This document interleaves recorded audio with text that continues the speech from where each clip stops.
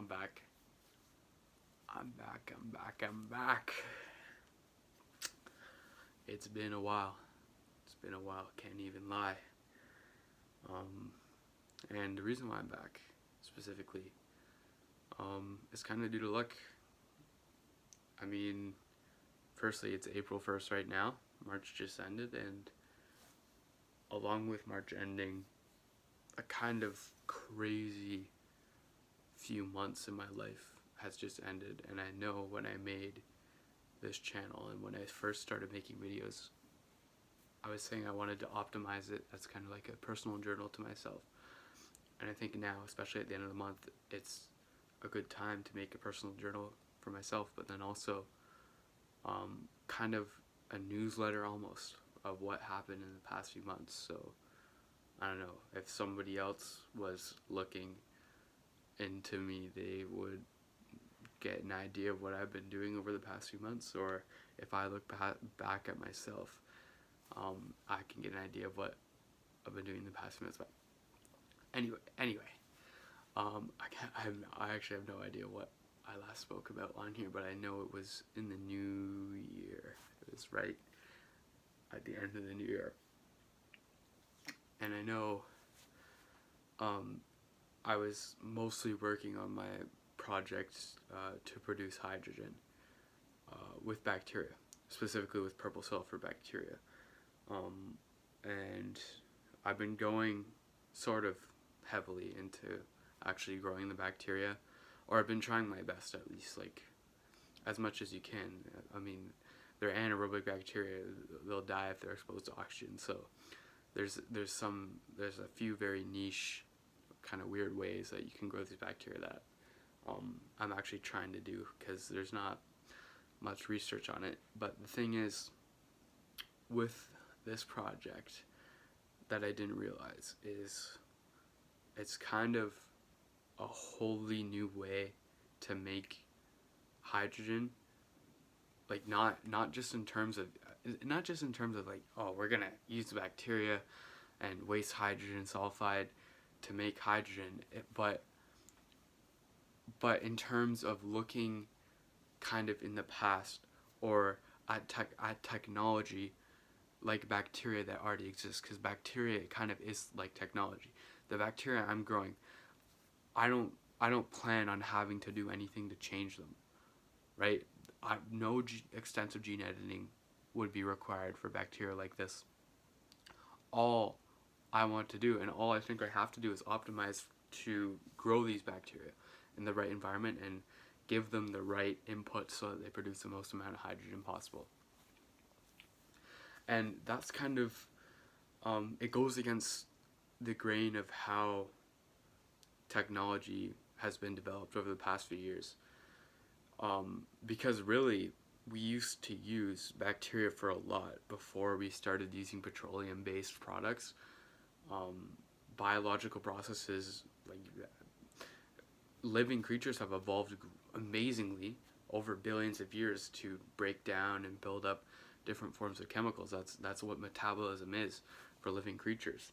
But once we kind of started refining petroleum, we could just do whatever we wanted, as long as we had the energy. But the thing is, we don't really have that energy anymore. We don't have it anymore now, do we? Because we're realizing the consequences. But anywho, okay, so working on that project, growing the bacteria, early on, early February, I had exams in school. My first exams, or my first exams in 5 years. I did do exams in schools when I was in grade 6. When I lived in the Cayman Islands, I went to an American school system school, and grade 6 in America is middle school, and for whatever reason we did exams. So I've already kind of done exams. I did exams in early February for my classes, and I don't know how to explain how they went. Honestly, I don't really care, because the thing with exams, and especially because everyone in my age, this is our first time writing exams, is it's a lot of stress. And I think stress is a good motivator if you're not interested in what you're learning. And I think what I've realized is what I'm learning is stuff I'm actually interested in, and stress has not been a good tool at all for teaching me anymore. Which is why I've kind of been, like, I've actually been getting worse at school. And on one hand, I'm working way more on my projects outside of school. Like, I'm spending way more time. I think in one of my, I was planning, or in the new year, my plan was to limit the amount of time I spent on school. To basically try to artificially create some of that stress. So I would say, hey, I'm going to spend half an hour on working on work from each class every day. So 2 hours total, 4 classes I have a day, half an hour each. And after that half an hour ends, it's done. So it's like an artificial time limit for me to work to actually go ahead and finish my work. And it's been working good to an extent. Like, I think I've been getting work done. But the thing is, it's not really such a great tool for old studying, which is what exams are based around.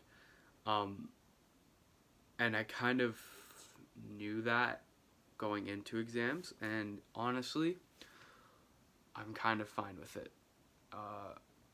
Because I think I've found an amazing way, a really successful way for me to learn, to firstly actually retain the information, and to use that information, describe it, or put a spin on it in an actual project that can be useful, that I can work on.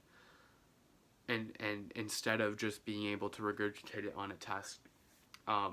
And that's something I think I've gotten pretty good at over the past basically school year, but it's been taking its toll on my grades in school, and I don't know how to describe it. But anyway, I saw this coming. I don't think it would be this bad, but I saw it coming. Is my kind of thing. And I remember, so this was a huge point in the past few months for me, but the week before exams started, I think exams started on a Tuesday or something, I can't remember, but they started early in the week, but not on Monday.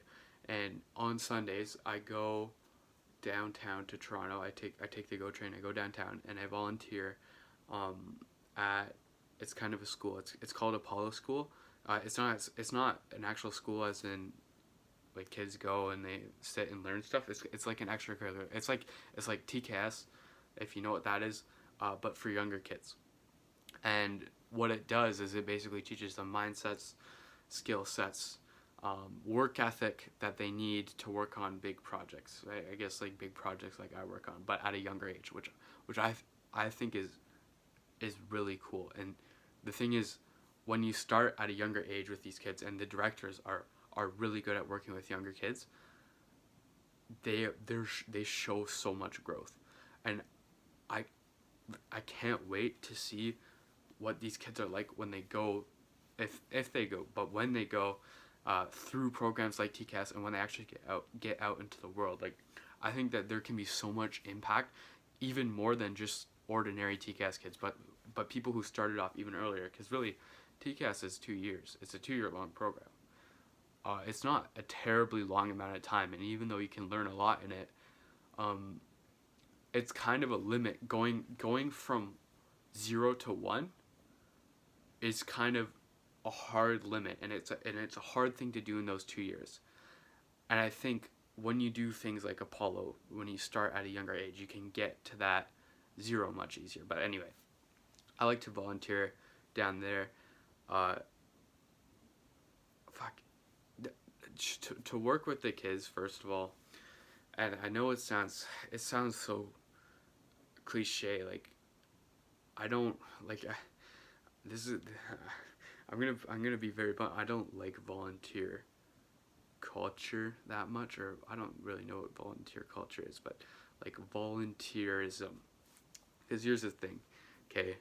At least what I've noticed, most volunteering is not done out of the goodness of people's hearts, right? Like they're not doing it to make people better, right? Mostly there's some kind of extrinsic motivation for them to do it, especially people my age, to put it on an application to look good or whatever. And that's when you get into things like volunteering trips or voluntourism. If you don't know what voluntourism is, look it up. If I don't remember, like voluntourism is a huge industry where you basically get people to pay to go on trips where they volunteer to like build a school or a hospital somewhere in like a third world country, right? Like these kids will pay to go they'll volunteer to build a hospital in like Ghana or something, and they'll go there and they'll take all the pictures with the kids and then they'll go back. But the thing is, they never build the school. They're teenagers, right? I'm a teenager. I don't know how to build a school. They're not the ones actually building the school, but the industry, it tricks them into thinking that they're actually doing something useful, right? And I think while taking initiative to actually go on a trip like that is good, because it's good to look ahead and think what could be useful, think about how you can grow as a person, but it's really just not the point of volunteering, and I think it gives it a bad rap. And especially, at least in Ontario where I live, to graduate from high school you have to do 40 hours of volunteer work, and so that means everyone does some volunteering at some point. Most of it is just nonsense. They just go show up somewhere, sit around, whatever. um, but yeah, it's mostly not done out of the goodness of people's hearts. And like for Apollo School, at least for me, I'm not gonna lie, it's not being done out of the goodness of my heart either. I actually genuinely just like being there, right? Like I don't, obviously I care about the kids and I care about them getting better, but I just like being there, right? Like I think it's a good community, and I like the structure of it. It's something that TCAS, I got from TCAS Innovate, which was in person in Toronto, which I did last year. So I would go downtown on weekends to TKS Innovate in person. It's not in person second year Activate. And I like having that structure to go downtown and just talk to the same people every week and just be together. So really long tangent over about volunteering or whatever, but yeah, I volunteer there, um, or I just go there. Actually, I'm gonna stop saying I volunteer there. I think that's stupid because then I don't have to fucking explain the whole volunteering tangent. I just go there. Okay, I go downtown to Apollo School, um, just to chill or whatever, and it happens to fit along the volunteering framework. And I don't know, maybe I'll use some of that for my 40 hours. I actually haven't gotten my 40 hours yet, even though I've easily done way more than 40 hours that could have been signed off for. I just haven't asked for it yet because, again, I just feel bad doing it. Like, these things I'm actually interested in and that I actually like going to, I think it kind of takes away from it if I'm there asking for their signature for the hours. I don't know. But anyway, so right before my exams, I was downtown for Apollo. And after the session ended, I was down. I was at Union Station in Toronto, waiting for my train to come back to where I live. And I get this message from my former director in TKS. She now leads community in TKS, but it was basically a message saying, um, inviting me or letting me know that I've been selected to go speak on the climate stage, no, the energy stage at South by Southwest, which is a conference down in Austin. It's a tech conference, but also it's more widely known as a music and media conference, because the thing is, South by Southwest is a 19-day long ordeal. So it's basically like 5 conferences back to back to back, and a big part of that is tech. And the thing about me is, I actually don't know how much I've talked about this before, but this was a huge turning point in my life, I guess. Was I got selected again to go speak at Web Summit, which is the biggest tech conference in the world. It was huge, and just from going to Web Summit, it was just a huge changing point in my life. Not just even from speaking. Like, the speaking was whatever, right? Like, I have a kind of cool video from it, but what I learned about talking to people, the confidence I gained, what I learned about myself, it just honestly changed me. Like, there's no way I would stand here and make a video about that before I went to Web Summit. I just didn't have that confidence. I didn't know how to just talk, basically. But anyway, that was a huge changing point in my life, and it happened in November of last year. And after, I was kind of like, is that might be it for me for the old TCAS experiences. Because the thing with TCAS experiences is, they select you, slash the companies who sponsor TCAS select the students to go to speak at these things, right? So really, there's a bunch of really cool students in TCAS. My chance of getting to speak it at Web Summit was really, really small. My chances of repeating it, minuscule, right? So, but I was, again, back in Union Station. I get this message to go speak at South by Southwest for my purple hydrogen project with the bacteria, and I was just so excited because you learn so much from just being there, and it was a sign of me doing the right things. Because I think when I went to Web Summit, I didn't understand why, and I still don't understand why they selected me over other people, and I never will. But what I didn't realize until I got selected for South by Southwest is that I don't need to understand. Like, it doesn't really matter. I just gotta take advantage of the situation, my luck or whatever, and just make the best of it. And but I was genuinely worried after Web Summit that I was like throwing it all away, or I wasn't the person I was before, or I don't know how to explain it, because even though I got a bunch more confidence, I just feel like day after day I wasn't living up to that confidence or living up to who I thought I was. And for whatever reason, that validation kind of hinged on recognition from things like this. Like, after Web Summit, after 2022, I was really worried, and I think I made a video about this, about what 2023 would be. How I was worried about how would I be able to make 2023 better for me than 2022? Because even though 2022 for me started off terribly, like I was just not feeling good about myself and my life at the beginning of 2022, but it turned around amazingly for the better, and will probably be a year I'll never forget, 2022. But I was worried that I'm like at Web Summit I might have peaked, and that would have been a great peak if it was my peak. But I was worried about it, and I was like, I want to still do better. I want to still keep growing. And I guess getting to go to South by Southwest was a big part of that, or a big part in kind of confirming it for me.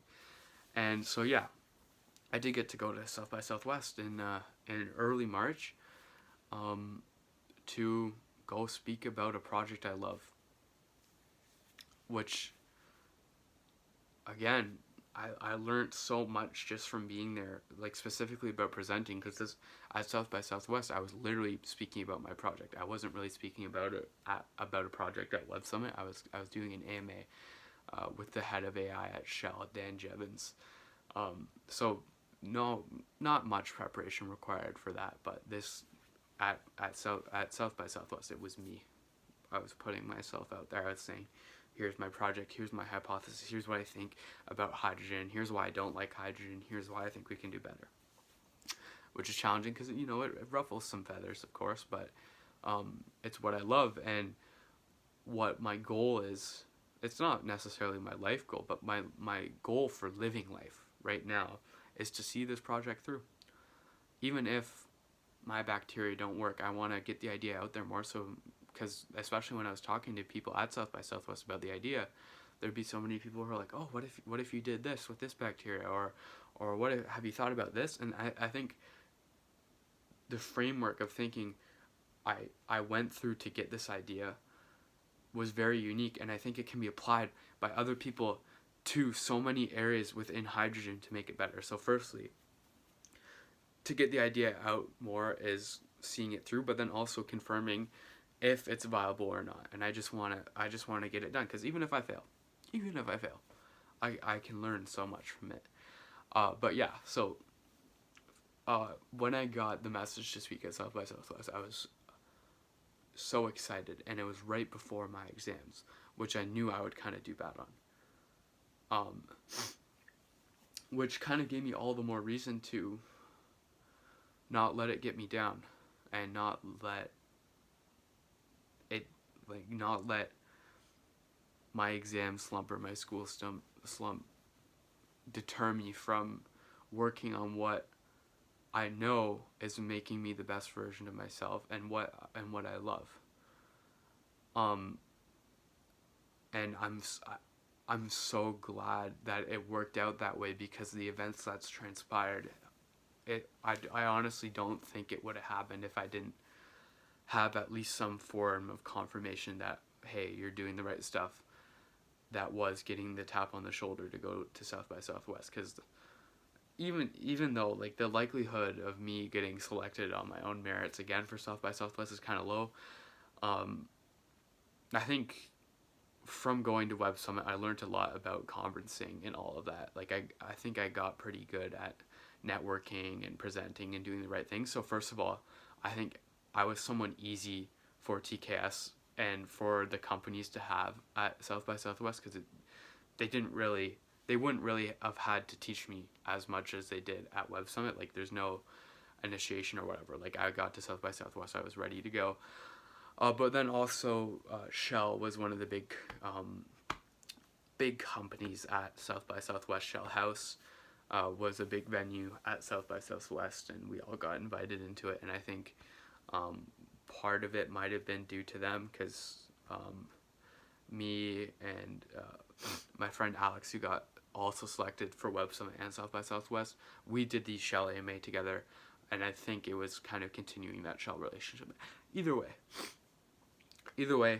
I don't really care how I got in. I'll never understand how I got to speak at two of the biggest conferences, because I think it's impossible, because it's like, I don't know what I did that would be repeatable to do it again. So what's the point of even thinking about it? Because I know so many people who could have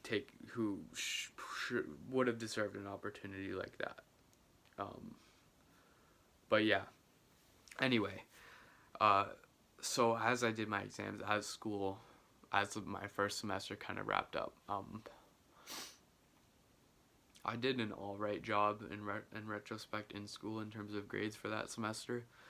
One thing was my English class. My exam, I got 50% on my English exam, which my English teacher described as what should be our easiest exam. He was describing it like, if this isn't your easiest exam, then you shouldn't be taking academic classes or whatever. A total blindside. Got 50% on it. Most people did terribly. I think I did particularly bad. Um, but or no, I think most people got like in the 60, like 50 to 60 range. Some people, few people got 70s, but I don't think I did terrible compared to the class. But honestly, I don't care. But anyway, so that dropped my English mark by 10% because um, exams, or at least in the English department, are worth 20% of your final grade. So I dropped from an 89 in English to a 79, which gave me my first final grade, which was under an A. And honestly, I don't really care. Not really mad at the teacher. I actually really like my English teacher. Most people don't like him. Um, I don't know how to explain it because he's still really my favorite English teacher, and I actually liked being in his class, and I actually think I learned even though I didn't get a good grade. I again to put it into perspective, I still got one of the best grades in the class. I wrote the best essay in the class. I wrote the best essay I've written by far in my life. Like I got like something like a 94 on the essay, from again a teacher who grades very hard. Like 5 people in the whole class got above 80. I think I was the only one who got above 94.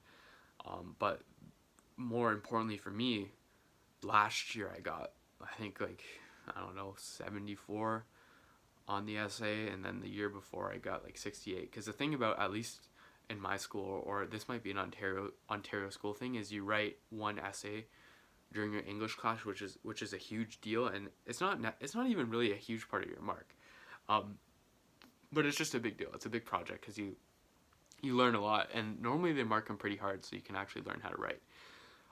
But yeah, again, I don't know why I did so well on this essay.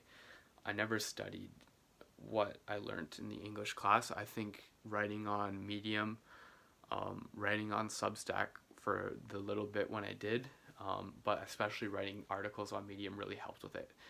And then also just being interested in what I was writing in, because honestly, I wrote my essay in 2 days. Like I put it off because I think I wrote it. I can't remember when I wrote it, but I wrote it at a busy time. It was either right before Web Summit or right after, and I just didn't have a lot of time to do it. So I only had 2 days to do it, but I just decided to go with a topic I really liked, and it was semi-controversial.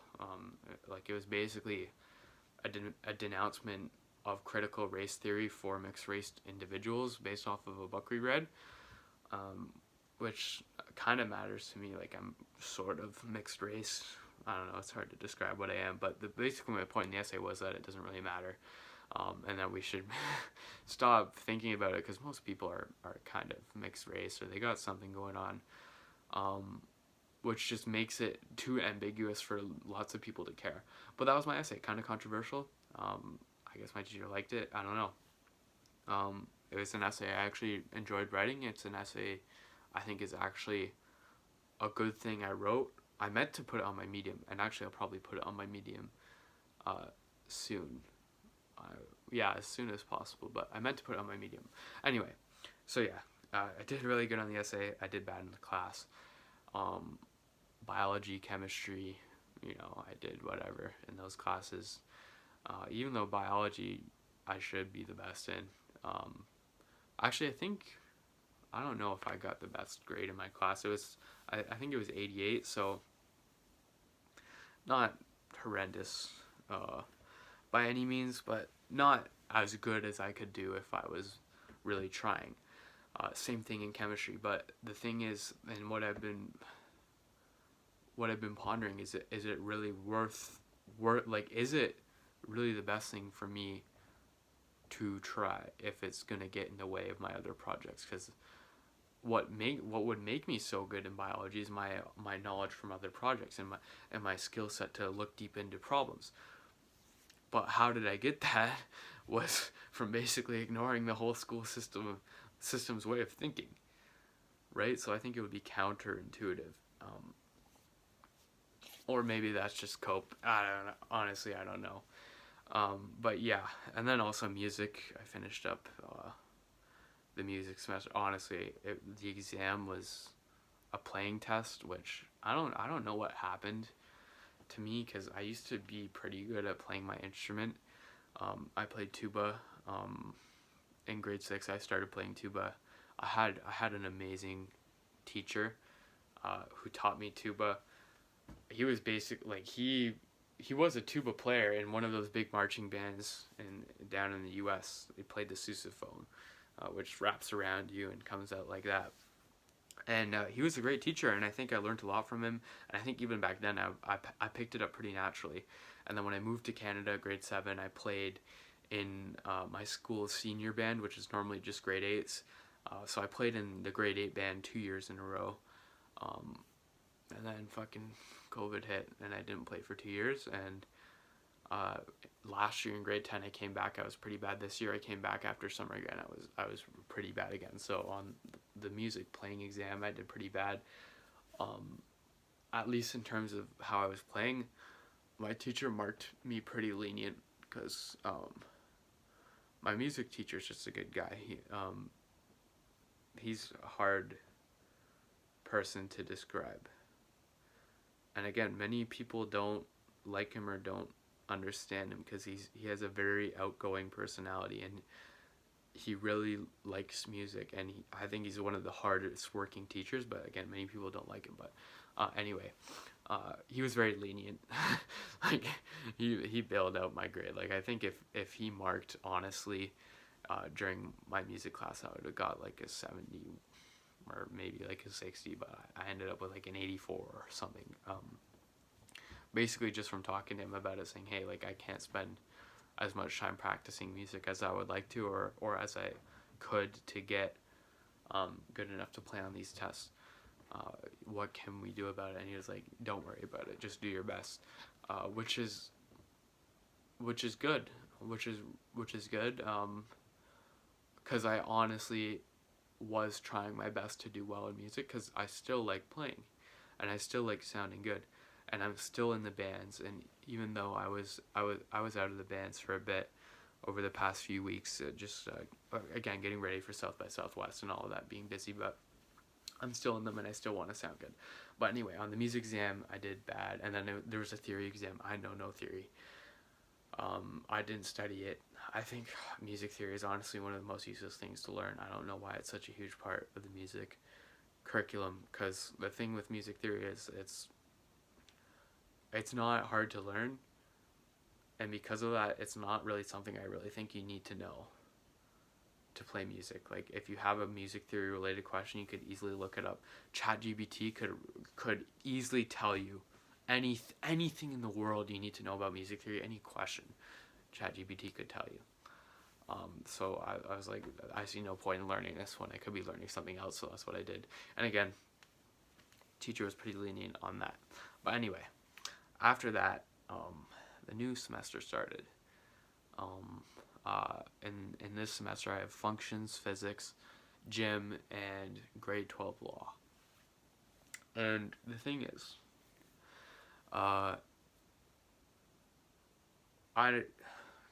so in grade 12 law and gym, I'm fine. Grade 12 law, I know that I knew the teacher beforehand. Like he's pretty lenient. I'm pretty good at law. For some reason, I'm just a naturally good debater. So I'm doing good in those classes, but physics and math, which require a heavy amount of training and consistency, I'm absolutely gone in. Because first of all, the thing about me is, um, I'm not good at math per se. Like I'm not naturally good at math. I think I'm naturally good at figuring things out, which made me pretty good at math when I was younger. But as we started to get kind of into more complicated stuff, it's not really stuff I could just figure out anymore. Which I could figure out with time, but it's a product of how much time I put into it. And in grade 9 and 10, I was able to do that and do like pretty decently in math. But especially when I started working on my projects at the end of grade 10, I had math early on in my year in grade 10. So basically all of 2022, because I finished math before 2022 started. all of 2022, I did no math. I didn't think about it. Right? So when I came back, I was really, really out of form, and I still am.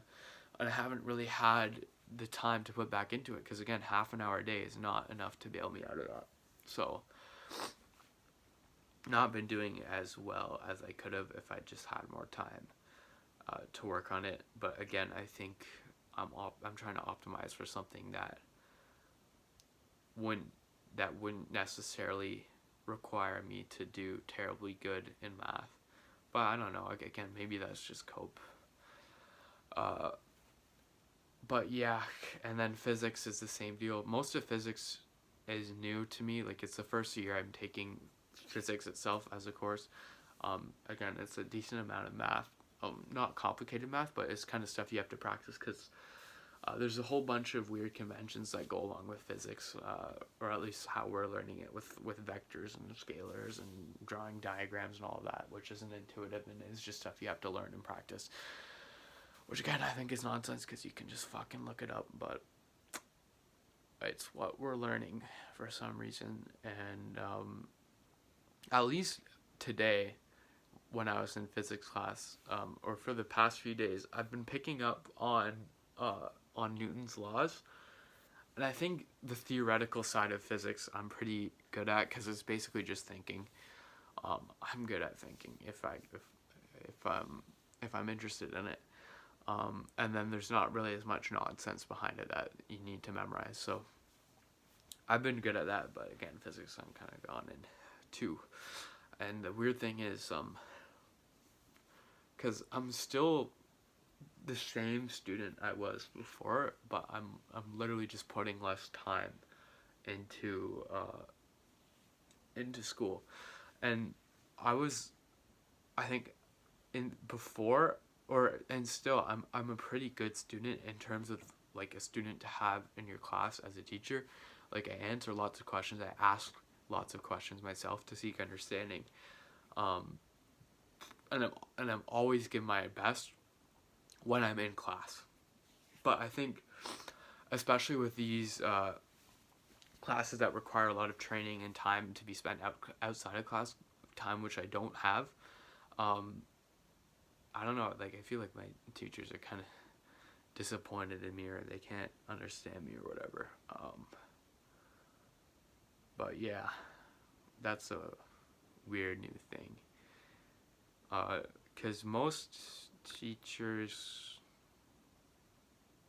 know about what I do outside of school, or at least they've talked about it in staff meetings and stuff. Like, I was student of the month, and they made a big deal out of it. I don't know if like my teachers now know exactly, like, they wouldn't have known who I was back then, or if they know, but like I've done, or at least I tried to do my best. I don't think I did a great job of being intentional about being very transparent about what I do, and I just haven't really done that as well with my math and physics teacher.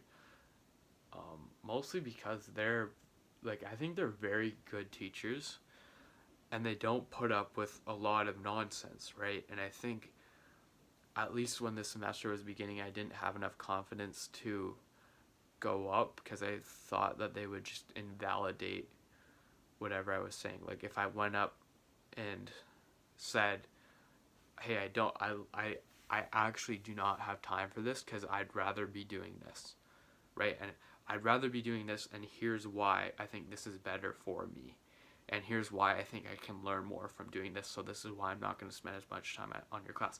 I didn't do that because I was worried about them not believing in me or whatever. Even though it's weird, because like, if they were, if I was to do that and they were to be like, oh, I don't believe you, you can't be spending that much time doing this, and somehow my achievements couldn't speak to it, like, just, I think my organization or how I carry myself could have even done that too. Like, if I went up to my math teacher and I was like, hey, I do not have time for this, I think his legitimate response would be, show me your schedule, right? I could easily pull up my Google Calendar, which is basically full all of the fucking time. And I don't know why I didn't have the confidence to talk to them back then, and now I'm just kind of screwed, because it's just compounded over time. But yeah, like if I just pulled up my calendar, and they saw how full it was, and I think not necessarily about how full it was. I don't think that's the part that matters as much, but how I'm actually being intentional with my time. That's the most important part, I think. Like, I don't know if you can see that, but yeah, like just stuff like that. Like, I don't really waste time because I have it all on my calendar. I can't afford to waste time, and I'm very intentional about just using it properly and time blocking it out, because you have a lot of time in the day, and most teenagers waste a lot of their time, and that's how I get to work on going deep into projects like this and researching and all of that, because if you're intentional with your time, you'll find time for it, and most people never do. But yeah, so if I went up and showed them that, I think it would have been fine, but I just didn't for some reason. But then also another thing, like screen time on phones. Um, this was something I wasn't thinking about back then, but like my screen time, like, so my one of not well someone I know in school, uh, kind of did the same thing later on into the semester. I think he plays soccer or something. He had like he plays soccer, and he went up to the math teachers like, hey, um, because I think the math teacher was also kind of disappointed in him, because he's another guy who's like, answering a lot of questions in class, like trying to do his best, but he just wasn't spending the time outside school. And he went up to the teacher and said, hey, I'm playing soccer, I'm getting ready for these tournaments, like the season is ramping up, I just don't have time for this. And like the math teacher's response was, show me your screen time on your phone, like how much time are you spending on your phone. And I think it was something fucking ridiculous. It was like 4 or 5 hours or something, like just completely obliterated his point of not having enough time, like invalidated it. Really should have been a wake up call to him, to be more intentional with his time. But what I didn't realize, or what I wouldn't have known, is if I did that and I went up, and I wouldn't thinking about this, but if I went up and I showed him my screen time on my phone, it would be, I think the last time I checked, it was 48 minutes on my phone a day, which isn't great. Like I still think that's like quite a bit of time, especially because I do take a lot of meetings on my phone, and I record videos on my phone. So if you look at actual like social media, like Instagram, I spend like maybe 10 minutes on a day, just to message people. Again, I message you 10 minutes on a day. Slack probably 20-30 minutes on a day. But yeah, my screen time would be low enough to warrant it. Which I guess now that I'm thinking about it, like, why don't I just go and try to reason with them now to say, hey, like, or at least explain why I haven't been spending the time outside of class to work on these things. Because again, there's another thing where it's like, if I showed him, it's like, hey, I'm only spending 48 minutes a day on my phone. No, maybe that just means I'm a dumbass, right? Like, I'm spending all this time working on it, and I don't have. Oh, actually, no, that's a dumb argument. But anyway, moving on from that, school and stuff, physics, math, I'm not doing so good in, and I honestly don't know what I'm gonna do anymore, because probably can't get into a good university, or not like a university I want to go to with these marks. So it'll have to rely on my projects, which I think maybe could happen. And if I try in enough universities, I could probably get into a good one, just based off of my projects or just networking it in. But these marks are not gonna do it for me, which I'm fine with, and I'm also kind of a little bit excited for, because I want to figure it out. Like, I think I can learn a lot from just figuring it out, going through the struggle. But anyway, so as that was happening, from preparing for South by Southwest. From learning so much at South by Southwest and after conferences like that, it's normally a lot of work to keep up with connections and um, meeting with people after and pushing projects forward, meeting deadlines to keep up progress. Just the whole shitstorm of beforehand, for basically the whole beginning of the semester before March break, which is when South by Southwest was, preparing for South by Southwest. So having minimal time spent on school, and then after coming back, still working on it.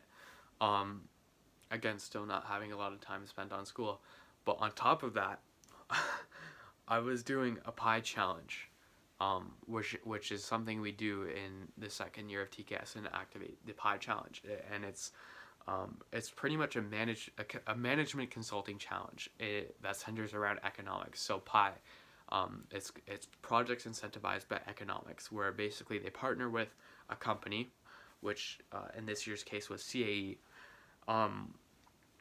And CAE, they're like the biggest company that most people don't know about, and they make all the flight simulators that pilots train on, and anything simulation CAE is basically involved in, and they're pretty much the only company in the space. Like they pull in like 10 billion a year, which is crazy. But so you work with a big company on basically a management consulting challenge. They say, hey, what's a new revenue stream we can get, or a new beachhead market, anything to make our company better. They say, hey, you guys go and figure it out.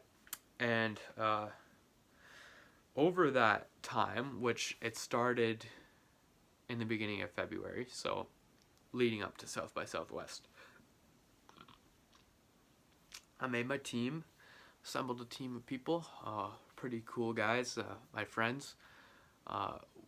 Wasn't necessarily specifically like optimizing for it. Like I didn't think I could win the challenge or give the best pitch or give a good pitch at all, because I just knew that I wouldn't have the time back then, or I thought I didn't have the time back then.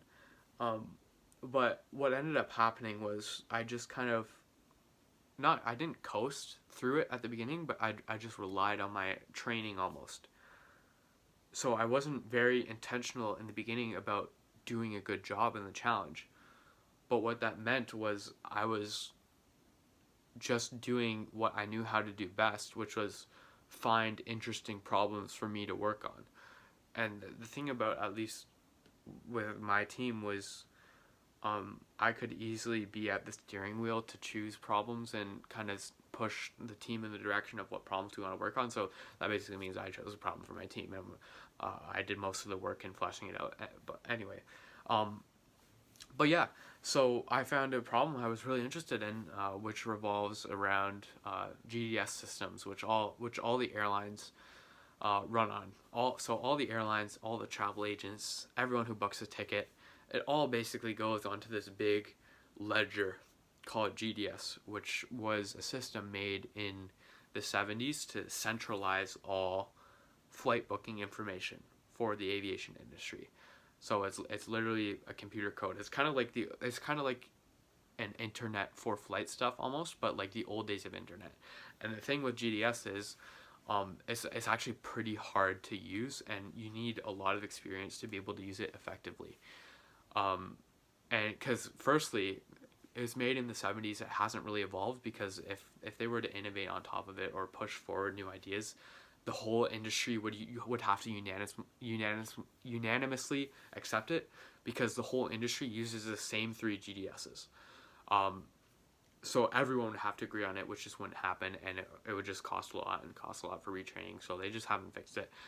Whatever, right? But so the main reason being is it still operates on a command line interface, which means, again, it's literally like the old days of internet. You have to go and know the exact command to look up a certain flight on the GDS. You have to know the city codes, the flight codes, the airline codes. So that means people who book flights, like flight agents, or even Google in a way, when you book a flight through Google, there isn't much logic, and it isn't very smart about the flight it shows you, because there's no logic in GDS. You have to know exactly what to look up. And then there's a whole other side of it for rebooking flights, which is done by airline operations staff. where they have to know kind of the workarounds of GDS. So, for example, if you wanted to fly from Toronto to Montreal, or no, if you wanted to fly from Toronto to LA, um, it wouldn't show you any connections. It would only show, so if you looked up in the GDS, Toronto, LA, and you have to look up an airline, so Air Canada, it would show you the flights from Toronto to LA directly. No connections at all. No flights from Toronto's other airport. You would have to look up specifically Pearson likely. No flights from Billy Bishop International. Um, so experienced GDS agents, they'll know to look up for connections. They'll know to look up for other airports in the area. They'll know to look up for other airlines who offer it. And these rebooking staff are hugely important in the airline industry. And they're basically all the people who work at the front desk when you go check in at the airport, they're those people. So they all operate on the GDS. Once you come and check in at the airport, they check you in on an ancillary service to the GDS. So all airline operation services run on top of the GDS. So when you book a flight, the airline doesn't store it in their own server. It's stored on GDS, and then the airline will access it from there in their operation software.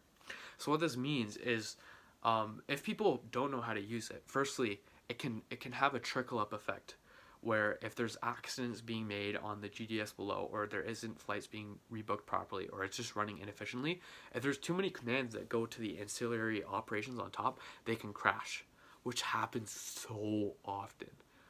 So, because it's no coincidence that airline IT failures have grown over the past decade. It's not a coincidence at all, and it's not just chance or whatever. The airlines have been investing millions and millions of dollars into their IT systems, and it hasn't gotten better.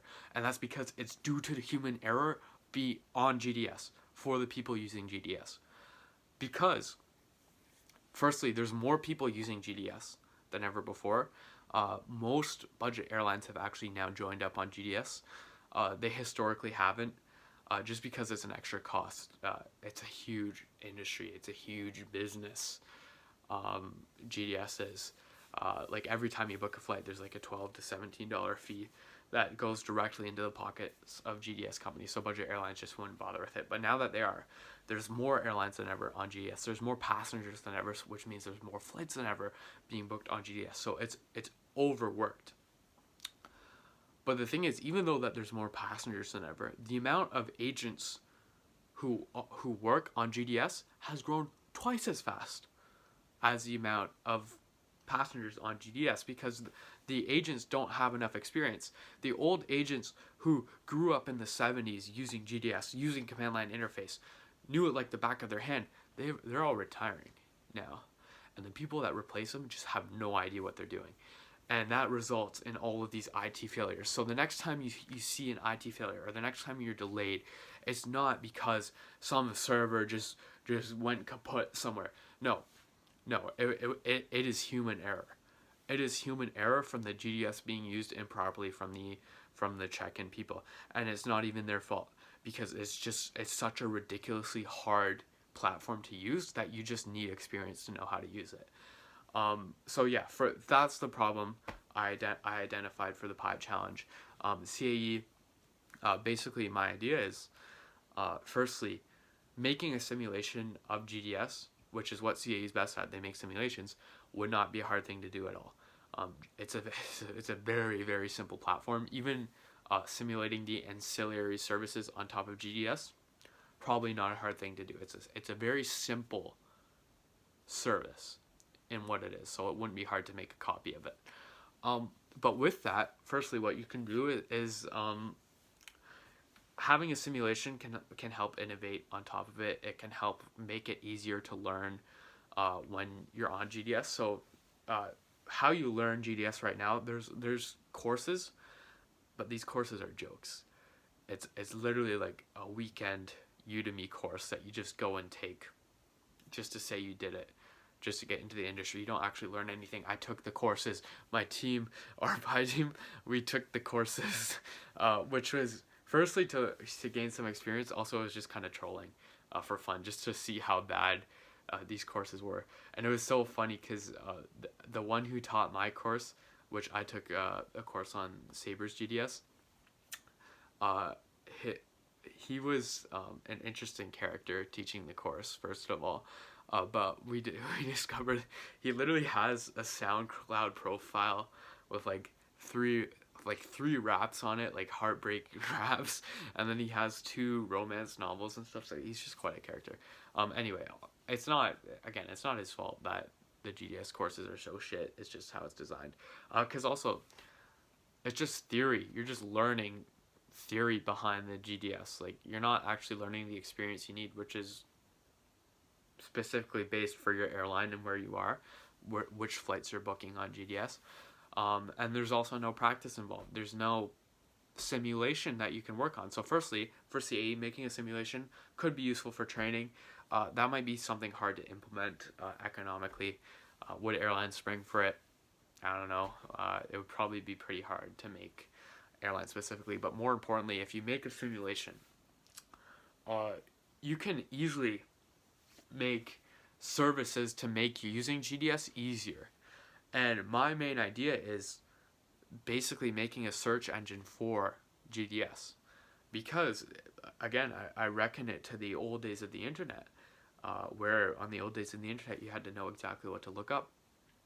How search engines were made was by taking a bot, a web scraper or a spider, and basically training it on what a human would go and look up.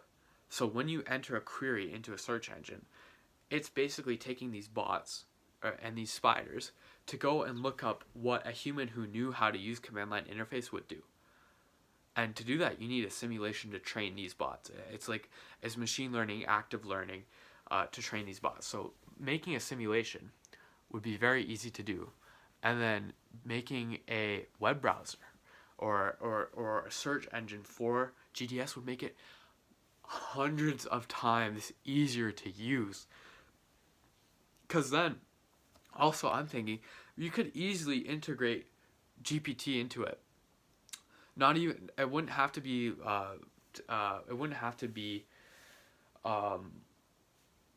like specifically for writing or dynamic writing from GPT, but specifically looking up certain use cases. So if you were an agent using GDS and you had someone delayed, or you had to book someone a flight from here to here, and the thing is, when everyone books flights, they all have specific needs that they have to be met that are normally compromised by the GDS. And when you have an agent who books you well for a flight, normally not as many of those needs are compromised, that's why airline agents are still in business. On a surface level, they might seem useless, but they're still in business because they're good at using GDS, and they're good at getting you on the right flights for the right prices, at the right times, which just it's not obvious. It is not something you can obviously just do, which is why, again, Google Flights, Expedia, they can't compare, because it takes a human element to know airline specific information about what flights they're running from here to here, or their other options, or the prices are different on this day, or if you fly through this airport, there's less chance of delay here. All of that, it's just not obvious. And making a search engine that has logic behind it would just get rid of that need for logic, at least on the human level. It would get rid of that need for experience. Or even if it couldn't provide experience, it would allow, if it couldn't get rid of all of the need for experience, it would allow the agents to get very geographically bound, specific training or experience for what they need to do. So I'm thinking, with an idea like this, if CAE were to make a simulation of GDS and then make a search engine, I think I could make the simulation myself, which is why I honestly want to go work there in the summer to make this simulation, because I think it would honestly be that easy to do.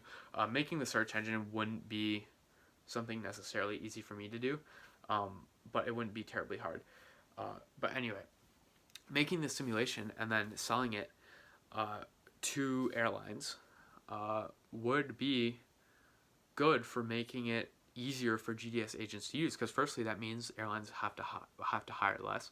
There's an insane amount of GDS agents, 600,000 that's a huge amount of personnel to operate this old system, which basically just pushes airlines operations forward.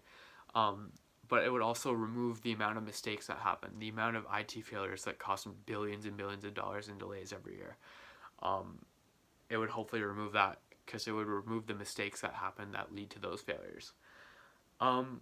So yeah, that was basically my idea for the Pi Challenge. I kind of fell in hate with the problem, or how ridiculous GDS is, but I also fell in love with kind of the solution, and because of that, I did a lot of work into it. I put a lot of work into it, gained a lot of experience specifically around GDS, and around kind of simulating simple things like that, or simple interwebs like that. And because of that, I actually ended up doing very well in the Pi Challenge.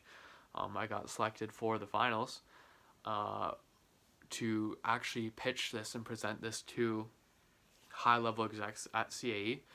And then just yesterday, actually, I did it, and I won the entire challenge. And the thing with that is, I honestly don't know how I won, and I don't know how to explain it, because I don't know how to say this, because I've won a lot of things in TKS, and I don't know how. Back in Innovate, February of 2022, I won the Focus Hackathon against everyone in TKS. Didn't know how. When Activate started, we did a Focus Hackathon too, last November. I won that too, against everyone else in the entire organization. Didn't know how. Pi, just yesterday, I won against everyone else. I don't get it. But the thing is, or what at least I'm starting to realize, is it doesn't really matter that much. I don't really have to understand it, because the thing is, when I do these things, I'm not optimizing to win. I just want to work on something I'm interested in, which just sometimes results in me winning. I honestly don't know how to put it, because with things like this, there's obviously going to be some form of competition in them. People form NTCast, they'll form super teams and stuff to try to win these things, and they don't normally end up doing that good, because I don't think you can. I think you gotta genuinely find an idea you're interested in, and go ahead and actually do a good job in that. And I think with GDS, I actually did that. And yeah, so just yesterday I did it. Actually presenting it was a disaster. I had terrible technical difficulties. I couldn't present online through Zoom. I just couldn't share my screen, and I wanted to present, they couldn't hear me. They skipped me. They went on to the next people, and I had to call in from cell phone. I had to call in on Zoom, which firstly means I didn't have my camera on, and also I had to get one of my teammates to share their screen and go through the slideshow basically every time I said slide, which is terribly inefficient. And I was panicking so much for this presentation, and I had been getting ready for it all day, but I hadn't really been practicing for it, because I honestly don't really practice for presentations anymore, because for stuff I actually know, I can just kind of talk about it. But I was panicking, but I just went up and I did it, and I'll always remember how bad I thought I did at the time when I did that. When I was calling in, they couldn't see me.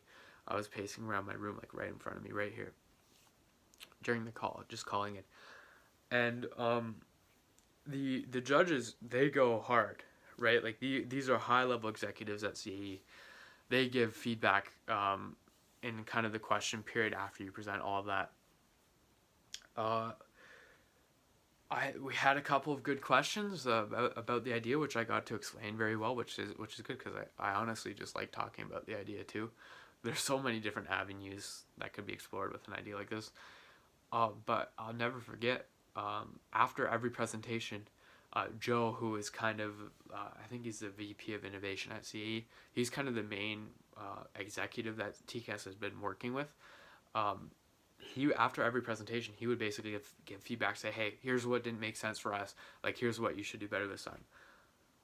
I'll never forget, like, Joe came up and he was like, the way you explain this idea and this idea fits in perfectly with what I think CAE should be doing.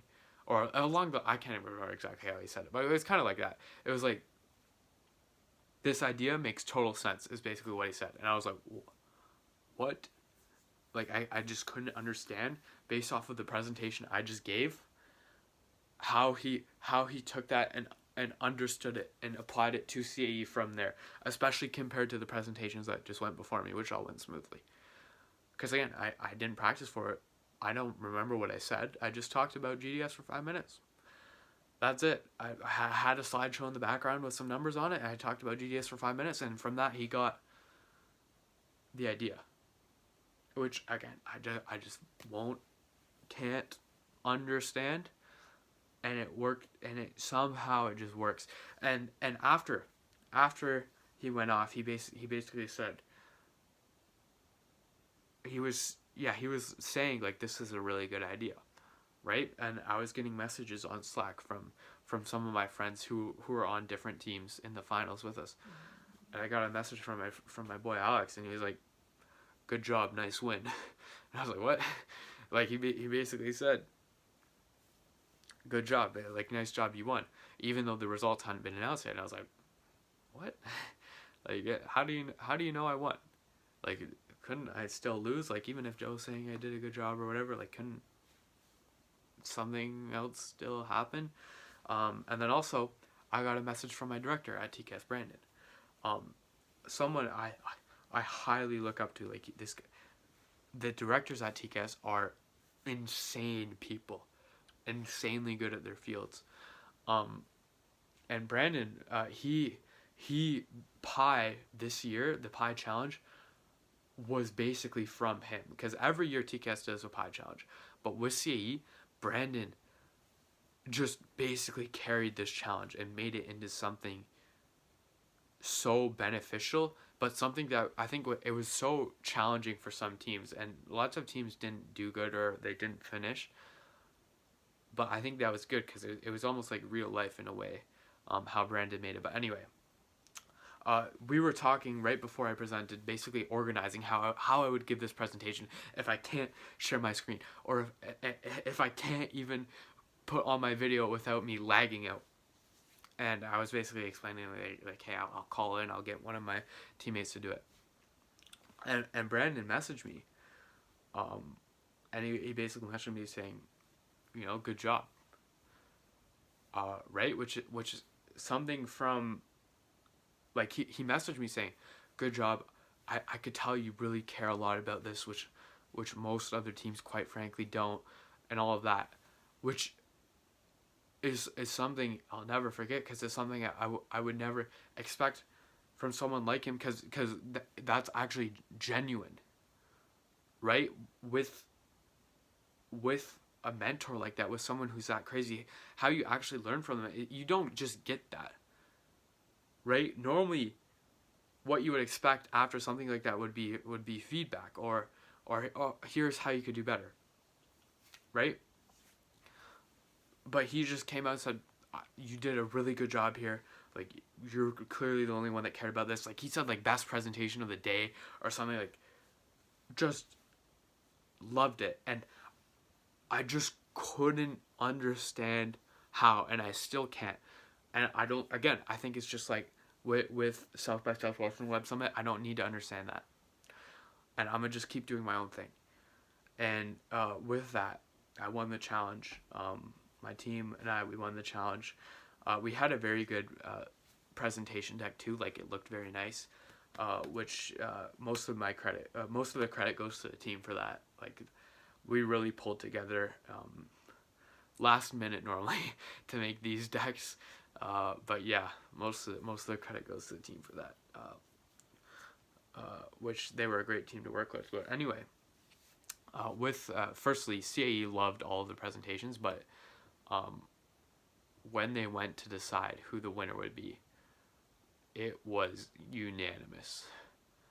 Like, I I'm not I'm not just saying it was unanimous. Like before they even went to decide, Brandon said, "I think we know who's gonna win. Let's just all make sure we're on the same page." Then they went for like I don't know 2 or 3 minutes, came back, and it was unanimously my team. Um, which I still couldn't believe. Like I was like, am I dreaming? Like what's going on here? Like I don't like I know my idea is good. I just didn't think I presented it good or whatever. Like I don't know. It was unanimously me, and C like loved all of the ideas. Like C did a really good job working with us, and I think they'll continue to do a good job looking into our decks and all of that. But CA was really interested in um, specifically how they can implement the ideas and just how they unanimously liked ours the best. If we're saying this is the most realistic, or if they were saying that, I just I can't understand, but it's just something. It is what it is, right? So, with that, I get to meet with CAE again. I get to meet with Joe again. Obviously, get feedback, but most importantly, I think um, get to make legitimate steps towards making this idea a reality, which is something I would love to do. Which means probably for me going and working for them in the summer, working over this like literally like a job, which Brandon was saying. Like he was saying like he messaged me after, he was like saying like I know you care about this problem, go work with them, they'll probably pay you to solve it. Which is something I really need to optimize for because it's something I really want to do and I think it's something I could really benefit from. Um, which is something I kind of need to focus on more. Like, how can I benefit my future self more? Like, no, not benefit my future self in terms of learning, which I think I've been doing a very good job at, but benefit my future self in terms of opportunities. Um, I don't know. But anyway, yeah, so I'll get to talk to them more about it, like one-on-ones with executives at CAE, and then also, I don't know, I'm not sure if this is going to happen, but Brendan mentioned before the finals, he mentioned he was trying to get like a prize for the winner, like to go to CAE and to go to CAE's headquarters in Montreal and get to fly the flight simulators, which would be so fucking awesome. Like I really hope that happens. I would love that so much, because these simulators that they make are in absolutely insane machines. Like it's literally a simulation that it moves, it goes forward, backwards, it has screens all around you. Like it's literally a cockpit of a commercial airliner. And my whole life I've liked aviation, and I would just love to fly in one of these things and get to do it for a company that I've really taken a liking to, and as a company that I really would like to work with. Like that would just be insane. But yeah, that just happened yesterday, which means that firstly, as the Pi Challenge ended, I'm shifting into another challenge called Earthshots, uh, which it's kind of like a long form hackathon over a month, which I'll probably explain in another video because this one's getting pretty long. Uh, but yeah, but again, as Pi ended, um, it was a shifting point, which kind of shifted with the month as it turned over. So, kind of wanted to make this as a newsletter of sorts. I don't know if anyone's gonna watch it for an hour, but who knows? This is my newsletter out there. This is everything I've done over the past few months. Because yeah, like February, I was grinding hard to into March basically, because March at the beginning of March was South by Southwest, and I was grinding into March, and then March, I didn't plan on it and I didn't know about it, but I was grinding until the end, for the Pi Challenge, because I really hope I get to work on this idea around GDS more and actually get to make the simulation too, which means talking with CAE more and all of that, which should be really cool.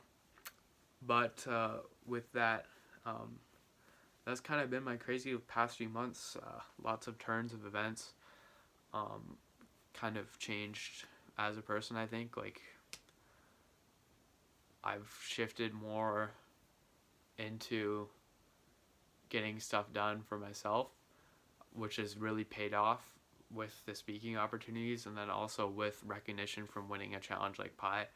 But that's also resulted in school going downhill. But hey, I think I have and this is what I'm so excited for, because I really think I have an interesting year ahead of me and an interesting next year too.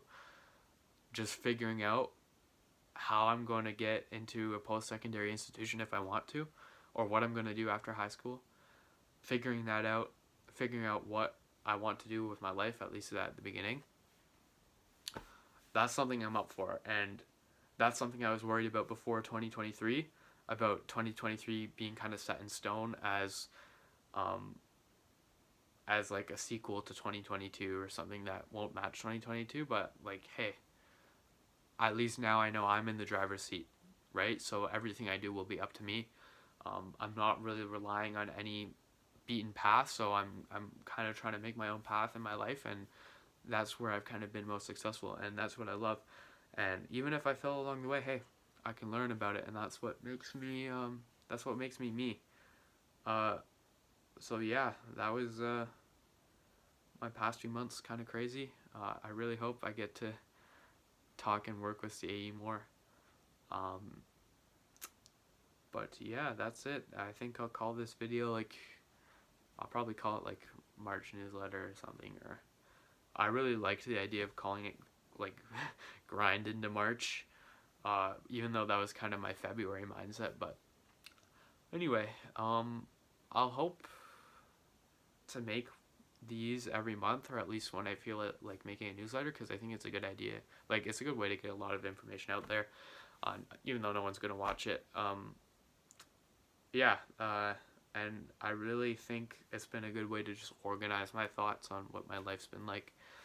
Even though it's currently 4 in the morning, that's when I record these things. That's when I talk best, you know. And technically it's April 1st, so I don't know, April Fool's prank. I'm gonna be shutting down the channel. Oh no, my 0 subscribers are gonna be so sad. Anyway, yeah, that's my April Fool's Day prank. But anyway, I'm gonna end this video now so I can go to sleep and wake up tomorrow and go to TCAS session and keep working on what I love. And just hopefully school doesn't get in the way of it. And yeah, thanks.